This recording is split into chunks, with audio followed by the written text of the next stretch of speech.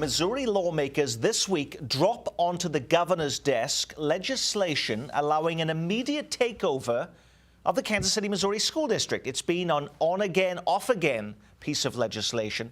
Now it's finally happened. But will the governor sign the measure into law, Dave Helling? Well, again, you asked me last week if he would sign the tax cuts, and I demurred because you're not the governor. I'm not the governor. Because you say Missouri and he says Missouri. Right. There's one difference. I don't think we have a complete indication from the governor yet how he'll address this bill, because I think Kansas Cityans are split to some degree.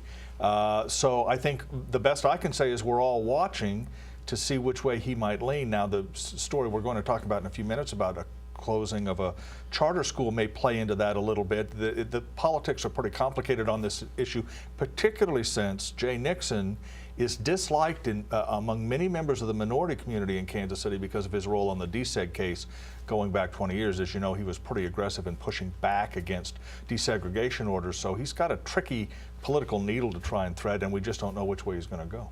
Now, why are some news accounts suggesting it won't have an immediate impact on Kansas City, even if this measure is actually signed into law, Mary? Well, because it doesn't go into effect until after the school year has already begun. So there's just the issue of, do you disrupt a school year after it's already started? Most educators try to shy away from that, even though, I mean, this would be a huge upheaval if they actually did come in. And that's the other thing people forget. All that this law does is it allows an earlier takeover by the state to an unaccredited district. It doesn't mean they're going to do it. So it's another tool in the basket that they could do this or perhaps even threaten with. But again, it goes into effect, I think it's August 28th. School year's already begun. And that would be very problematic and disruptive for students, for the entire system, to be taken over after the beginning of a school year. The superintendent of the Kansas City, Missouri School District says they're making improvements.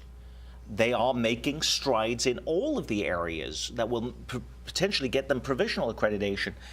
Don't they deserve a chance to regain provisional accreditation? I think they clearly do, but you know what, this has been a failing school district for so long that I don't think the state can sit back and just watch it continue to fail. I think the gains they're making are modest. So something needs to happen, but without disrupting, the few thousand kids that they have in school right now. Right. The problem, of course, is that the state really doesn't want to take over the school district, because then it is saddled with the difficulties. And Governor Jay Nixon could theoretically be blamed if test scores don't improve. That's the last thing he wants. So that complicates the picture even more. The fact of the matter is the Kansas City School District problem is of long standing, and no single piece of legislation appears to be able to sort of justify that situation.